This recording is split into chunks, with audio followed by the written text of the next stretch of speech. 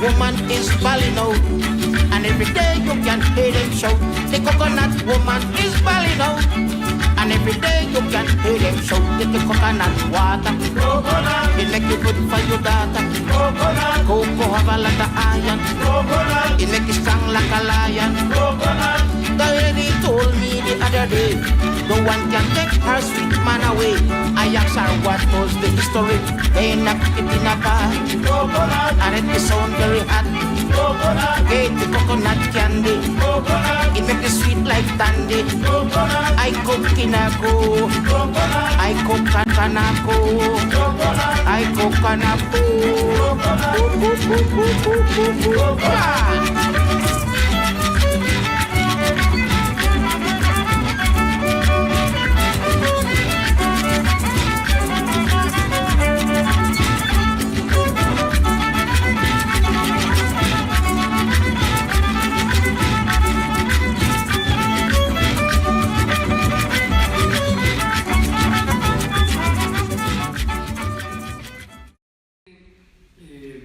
Felicidad lo que siento al presentar esta antología de María Matilde Rodríguez llamada Poemas para los pájaros, que tiene material inédito de María Matilde, pero que también recoge poemas de otros de sus libros, como Juramento Gitano, como Los Hijos del Paisaje, y que a mi modo de ver representa mucho de su labor como escritora. Y es para mí, en su obra, percibo temas que tienen que ver con los libros como cosmología. La verdad es que uno encuentra una cantidad de seres en todos los poemas y textos de María Matilde que implican pájaros, perros, abejas, árboles, mares, ángeles, que conforman una cosmología propia, un universo que ella percibe de seres que se interrelacionan y que forman parte de ese universo en el cual ella desarrolla su obra. Pero además, María Matilde toca temas que tienen que ver con el tiempo en la creación del autor, con la liturgia y con el sentido que tiene de lo ritual en el poema. También en muchos de sus escritos encuentra uno problematizados temas como el de el oficio del poeta, que nos recuerda mucho a Pavese en sus libros El oficio de vivir y El oficio de poesía, pero también el territorio de la poesía. Además, en su obra en prosa, de la cual tenemos aquí dos textos maravillosos, María Matilde nos trae realmente eventos de la historia nacional que han sido poco conocidos en la historia del país. Por ejemplo, todo el papel que en la Segunda Guerra Mundial jugaron las embarcaciones y nuestros marineros en medio del conflicto grande y de la presencia alemana en las costas del Caribe, presencia que ha sido recogida por algunos autores, el caso de Ramón William Baca para la presencia alemana en la Guajira, y María Matilde y Hazel Robinson para la presencia también de submarinos alemanes en la zona, en el archipiélago. Mati tiene una especie de bestiario propio en sus poemas, en el cual realmente cabe además toda una serie de seres maravillosos. Temas como el del exilio, por ejemplo, que para ella han sido de permanente interés y sensibilidad, son supremamente claves. Y en sus poemas como El perro del exilio podemos encontrar, además del drama humano que se vive no solo en Colombia, sino en Siria y en diversos países, la sensibilidad que ella trata acerca de esto y cómo lo conecta además con una serie de dioses de las pequeñas cosas. Hay en su obra un espacio para María Leonza, por ejemplo, para las pequeñas brujas de los pueblos y para lo que ella llamaría los dioses intermunicipales. Yo quisiera leer, porque me evoca mucho su obra, el trabajo de Pavese, y quería decir una frase de Pavese en El oficio de vivir, que escribió en 1952, que la admiración por un gran pasaje de poesía no se deriva de la sorprendente maestría del autor, sino de la novedad del descubrimiento que contiene. Dice el escritor italiano que la alegría que nos proporciona el encontrar un adjetivo acoplado a un sustantivo que jamás habían sido vistos juntos no nos maravilla tanto como la nueva realidad que un autor nos pone de manifiesto. Esta sensación es la que uno puede sentir cuando lee las páginas de Poemas para los pájaros, cuando uno puede encontrar esa sensibilidad en los textos que conforman el libro de Matilde, pero quizás lo más importante, la perspectiva original que ella tiene, tanto estética como ontológica, en la cual ella expresa toda una taxonomía del mundo y en el cual encontramos hienas, mares, humanos y dioses que están allí entrelazados por el sueño, por el ritual, por los oficios, por el amor y por el exilio. Ese perro famélico que olfatea el destino del hambre y nos impulsa a una marcha incesante. Esta obra de María Matilde ha sido realmente gestada durante mucho tiempo, pero la voz de la autora no podría ser más oportuna cuando realmente recrea todo un drama que viven millones de personas arrojadas de sus territorios para migrar a lugares inciertos, seres desprovistos de un origen y de un destino. Cada uno de los seres que habitan en sus poemas tienen formas propias de aprender y definir el mundo. Este libro, que tiene los rasgos de un singular estepio tropical, contiene ángeles, animales y humanos. Ella dice en uno de sus poemas: hay quienes tienen ángeles y quienes tienen perros, algunos tienen pájaros y otras parejas humanas tienen orejas, olfatos y celos. Así que de esta manera su obra comprende también una extensa toponimia afectiva y acuática que incide en su quehacer poético. Ella se pregunta desde dónde puede hacer poesía, y en un momento determinado dice: es fácil ser poeta en Brooklyn o en Harlem, pero qué difícil es ser poeta en un archipiélago lejano. Quiero comenzar con una conversación con Mati que vamos a tener. Mati, en tu obra hay una cosmología, hay una sensibilidad en la cual no solo está el mundo humano, sino está el mundo no humano.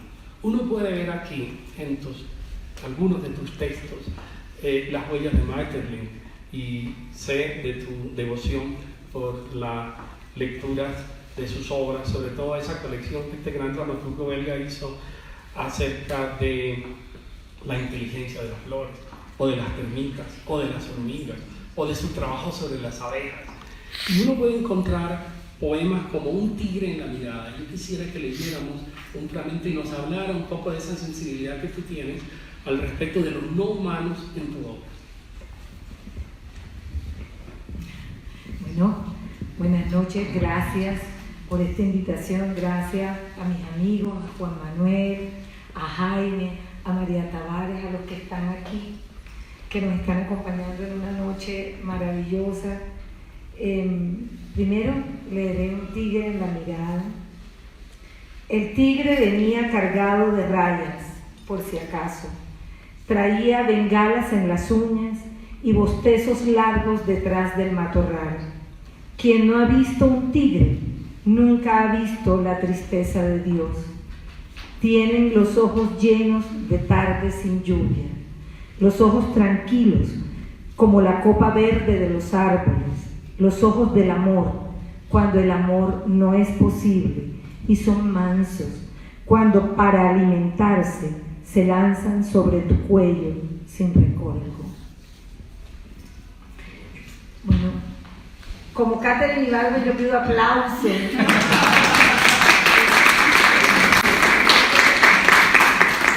Bueno, yo no podría explicar cuál es la hermandad profunda con lo no humano, que según las conversaciones que hemos tenido durante años son una forma de humanidad trasladada a unos cuerpos y a una morfología distinta. Creo que la sensibilidad hacia lo vivo, que también sufre y muere, pues es el motivo de Poemas para los pájaros.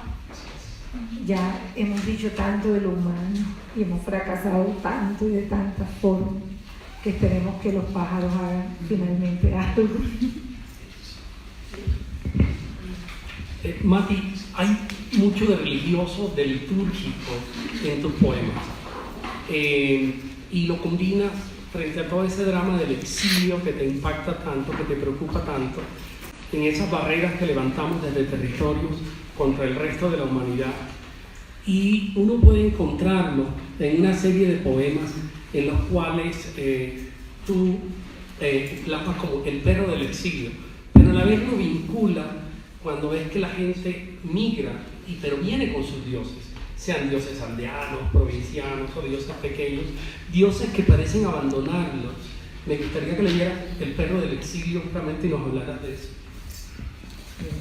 Yo no creo que yo pueda hablar de los poemas, sino leerlos, y después cuando lleguemos a las preguntas, de pronto podamos incluso con ustedes saber qué había más allá de las palabras. Creo que hay tantos libros, tantos poemas como lectores, y cada uno puede leer una versión de esa historia que uno está contando. Oración al perro del exilio. Tiene un epígrafe que dice: tiene derecho a no responder ninguna pregunta si es detenido ley de frontera de los Estados Unidos.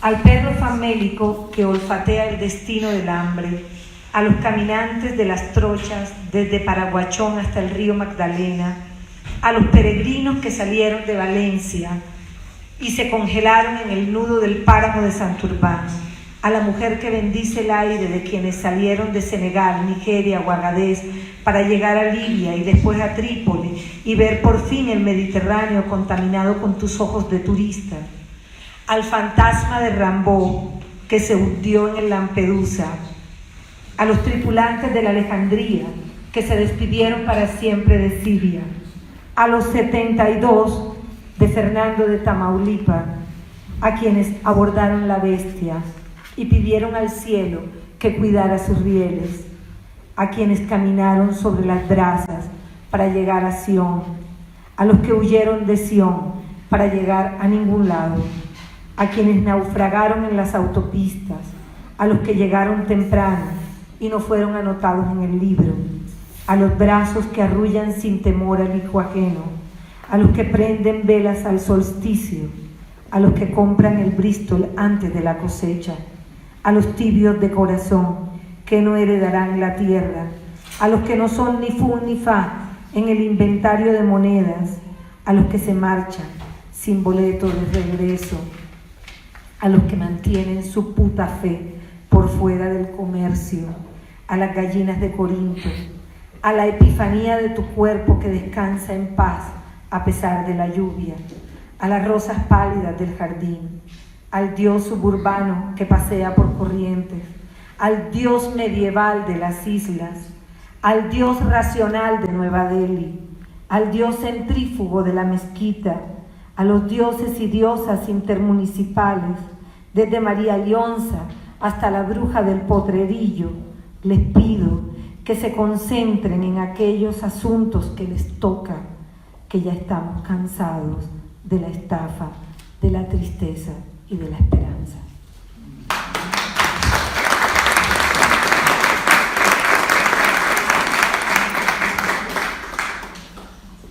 Han dicho algunos de nuestros historiadores que a la presidencia de la República de Colombia se llevaba por una escalera de alejandrinos, pero María Matilde siente que hay un cementerio de poetas, que ha muerto de alguna manera la multinacional de la poesía y la ve como un oficio íntimo, casi solitario.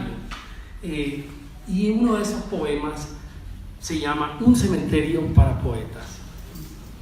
Con el permiso de los poetas presentes. No es la lengua de los crucificados en la penumbra, ni el llanto sobrecogido de una niña. No es el río de palabras lanzadas al garete por la sorna de un cinismo antiguo. No es la mano del mendigo sobre el cristal del desamparo. No es la maldita sombra de lo maldito, ni la cloaca virtual del mundo. No hay puntal para asir la locura.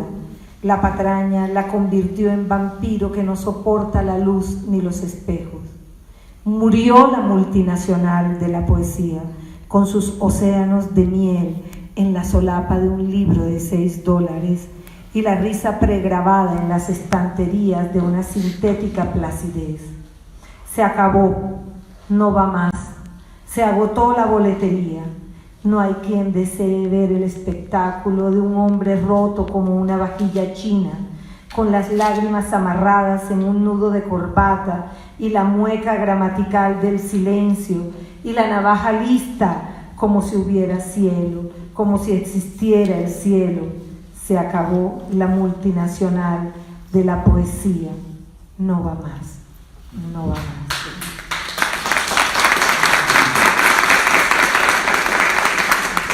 Este poema tiene 2 numerales que voy a terminar de leerlo. De pronto decidió morir de malas clases, de estrellarse contra la esquina del mundo y darse justo en la frente donde más dolía. Cansada de sentir el traganíquel oxidado, decidió poner fin a la línea recta, a la oblicua y a las paralelas, y se lanzó entonces al vacío de las palabras que mueren en la punta de la lengua.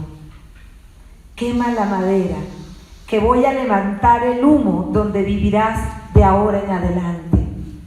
Deja tibia la hoguera, que las cenizas no se cosechan en tierra fría. Llena de besos el aire, déjame latir en el olvido como se hace con los muertos, que aun siendo polvo nos vigilan, nos muerden, nos abrazan.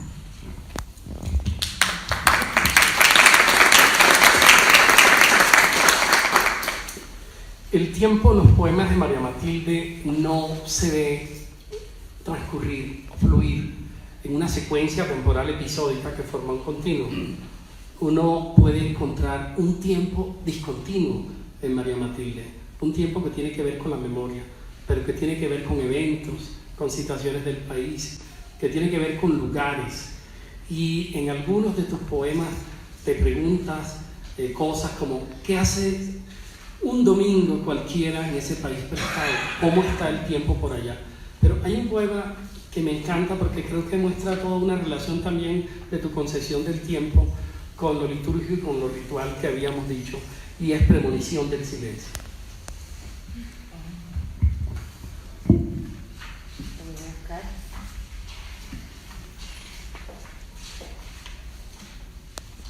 ¿Y si no está aquí? ¿En dónde? 20. Tómate tu tiempo.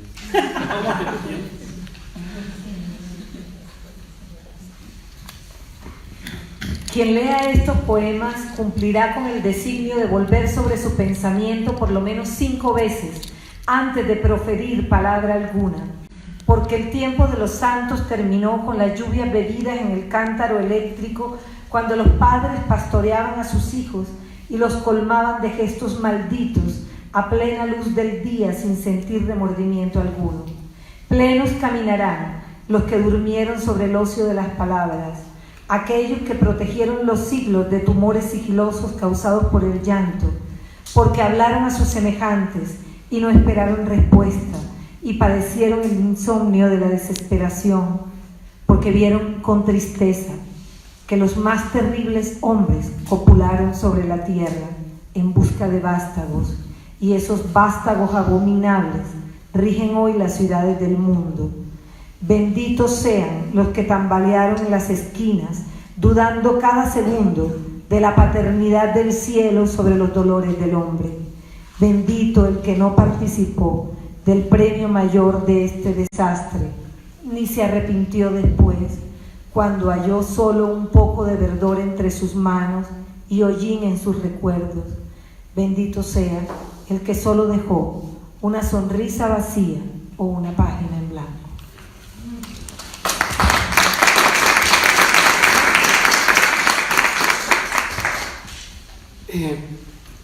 En uno de sus libros, el primero que publicó María Matilde, Los hijos del paisaje, evidentemente se muestra cómo hay un país descosido por los bordes. Ese país de los naufragios, del narcotráfico, de los desaparecidos, de la gente que se muere de la gente en el archipiélago, del drama no conocido por el país. Y tú lo muestras también en este nuevo libro, ese tipo de temas, pero esta vez utilizas la figura de tu padre como guía por ese país. Y dices, mi padre me mostró con el índice el dorso de un país hecho a imagen y semejanza de un cadáver. Ese, y en otro poema que se llama La verdadera historia del reino de la Caimanera, tu padre vuelve a aparecer justamente en ese poema. Yo quiero que leas este tipo de poema, La verdadera historia del reino de la Caimanera, pero también quiero que nos hables de por qué tu padre es el guía que aparece en esto, y que nos hables de tu padre. Bueno, mi padre es un tema no resuelto en ningún escenario, y de pronto es un guía porque cuando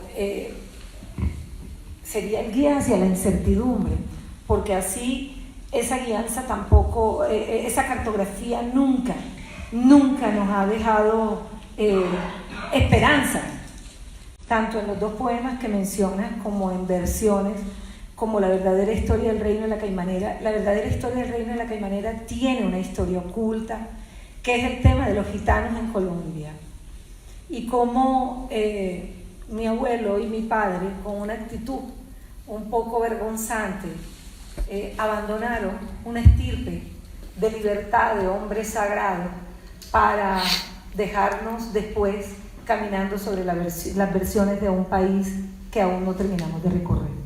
Entonces voy a leer La verdadera historia del reino de la Caimanera. Mi padre tenía un río revuelto sobre una orilla que sangraba peces sin espinas. Ese río, sin prestigio, sin sombra y sin duda, terminó con ese pueblo. Primero se llevó la iglesia, después las casas respetables y luego todo lo que tuviera la intención de durar. Como gente sin destino, salimos para esa ciudad desbordada de parientes, donde fuimos extranjeros para siempre. Nadie dijo nada. ¿Para qué? Probado está que las palabras no resuelven los silencios. En ese nuevo lugar aprendimos a cosechar las sombras de los árboles, a distinguir los trapos en la horqueta, a saber a qué miradas se les puede revelar un secreto, qué palabras no pronunciar jamás frente a un deudo, y a tejer los hilos que van de la frente de un anciano a la palma de un niño que no será feliz, y a partir siguiendo el camino de las aves de estación. El río disecado entre mis manos convertidas en canoas las ofrezco para quien desee partir. Yo no tengo otro recuerdo, y mi padre ha comenzado a cantar la canción del retorno.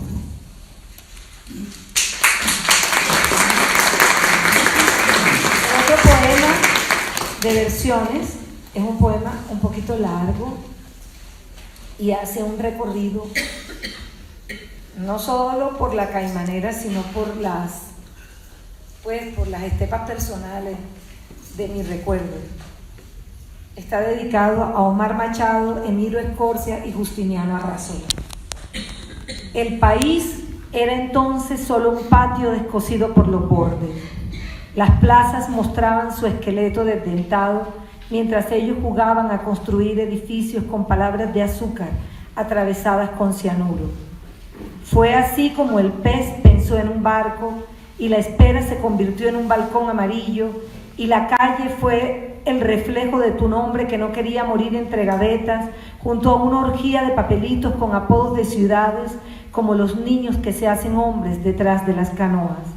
El mapa era una lila o un cuadrilátero donde perdíamos todos por knockouts, y el público aplaudía con los ojos pegados a las cuerdas para tomar todos y beber todos de él. La sangre asustaba como el susurro ancho del río. Las promesas fueron el arsenal del bostezo que cayó desde los cielos. Luego los bárbaros tocaron sus puertas, que se abrieron con el suave vapor de las mariposas de junio, y el olor de la mansedumbre salió por donde entraron ellos. Recostados, con las piernas apoyadas sobre una pared curtida, los hombres presintieron en el humo que la palpitación era presagio de la muerte, y era muerte. Los bárbaros nos perdonaron la vida y abandonaron a sus hijos que crecieron entre la tienda y el trapiche, sobre un suelo surcado por bolitas de uñita con las pupilas de Dios dentro. Luego, lo que fue un patio descosido terminó por romperse.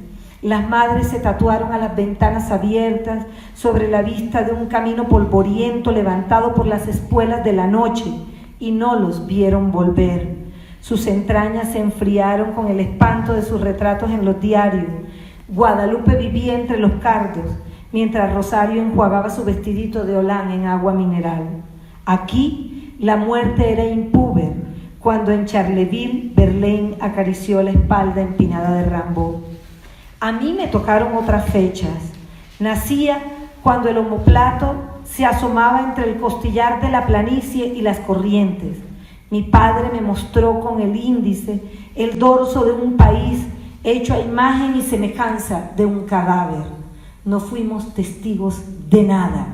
Éramos la nada en su pureza de miel y azufre, la nada que brincaba entre los cocoteros de agosto y la fecundidad de diciembre, el hacha que no aterrizó jamás en la nuca del emperador, el mismo que orinó sobre nuestro silencio, la nada que caminó acompañada con la nada. Me parece ver la calle salir de las esquinas. Sin precaución de atleta, adiestramos el deporte nacional de ver caer a los amigos en los largos cabellos del hastío, y el ácido que quiso ser Dios entre las venas que aún corre cuesta abajo en esa ciudad caliente. Nadie sabe para quién trabaja. El ocio es la gala del leopardo que engulle mujeres y niños mientras los otros duermen la siesta que perdura. No hay habitación convincente para el vasallo. No tenemos rey, pero seremos siempre corte, bailando el rock eterno del simulacro. El país puede prenderse y apagarse.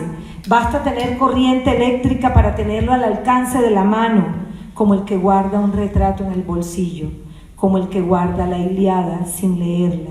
¿Y dónde estabas tú?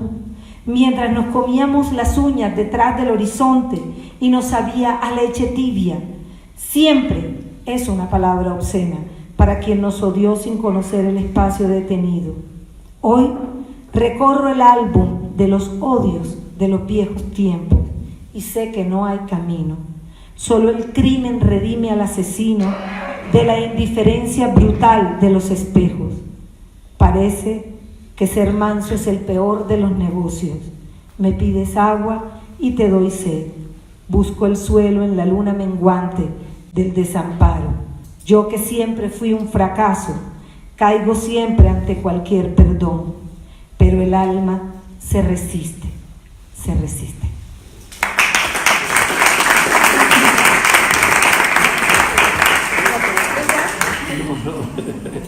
Mati, aunque naciste en Barranquilla, tú llevas décadas en el archipiélago y escribes desde el archipiélago. Y soy también el archipiélago. Entonces, hay un poema hermoso en el cual tú dices, es fácil ser poeta en Brooklyn o en Harlem. Ese poema se llama Nadie tiene derecho a amar lo que no conoce. ¿De qué página es? 44.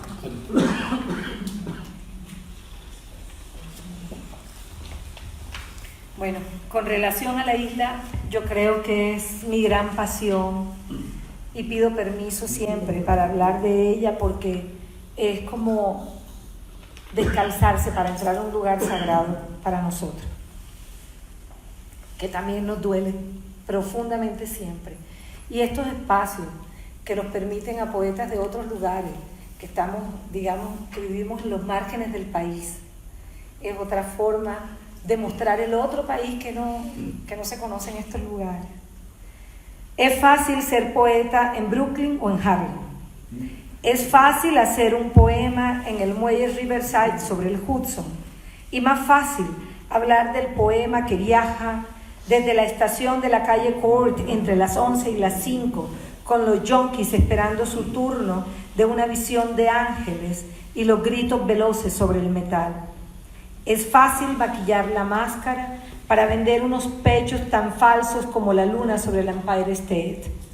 Pero qué difícil es ser poeta en un archipiélago lejano. Incluso en Queens, con sus calles baratas y su olor a torpe exilio sobre Long Island, con sus perros callejeros, sus hoteles chinos y el dolor embotellado en cada esquina, con tu rostro dibujado sobre la lona una y otra vez, ensangrentado y azul. Ni siquiera Lorca pudo evitarlo. Ser boxeador en Queens es más fácil que ser poeta y secar la nariz con los retazos de cualquier país como un trapo untado de todas las cocinas del mundo. Todos deberían odiar Queens y también las islas de Postal, y todos deberían rumiar sobre las cartas selladas con la pobre saliva extranjera, pero sobre todo deberíamos morir por la nostalgia espesa que se respira en los rincones y la cobardía que duerme en los pasaportes vencidos. Nadie habla de ustedes, nadie. Se convirtieron en migrantes diminutos y sagrados. Por eso, les regalo mi carcajada sobre la historia, las casas de cambio con el alma empeñada, el álbum del hijo que no piensa regresar, la vergüenza que se esconde detrás de cada puerta. Les regalo la tez rosada de los hombres que ondean banderas en jardines irrigados con orines de cerveza. Les dejo hecha trizas los atardeceres sobre el mar, con la sutil esperanza de encontrar una salida.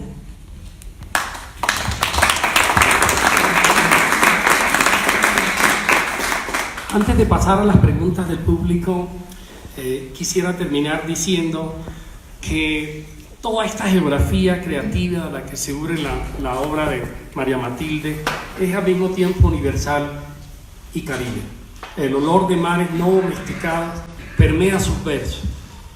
Esta obra nos lleva de nuevo a los juicios de Pavese. Cuanto más pura y llana es la voz de un poeta, tanto más dolor y tensión ha costado a quien la ha escrito. Poemas para los pájaros no solo es un revelador libro reservado para lectores hedónicos, sino que manifiesta una cosmología propia como un diamante oculto en el fondo de la tierra. Ay, gracias.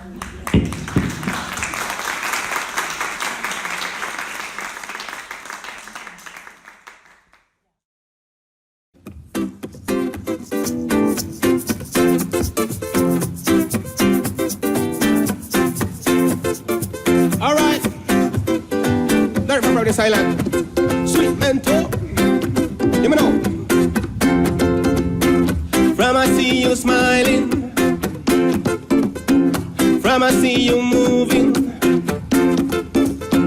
From I hear you talking. You make my feelings grooving.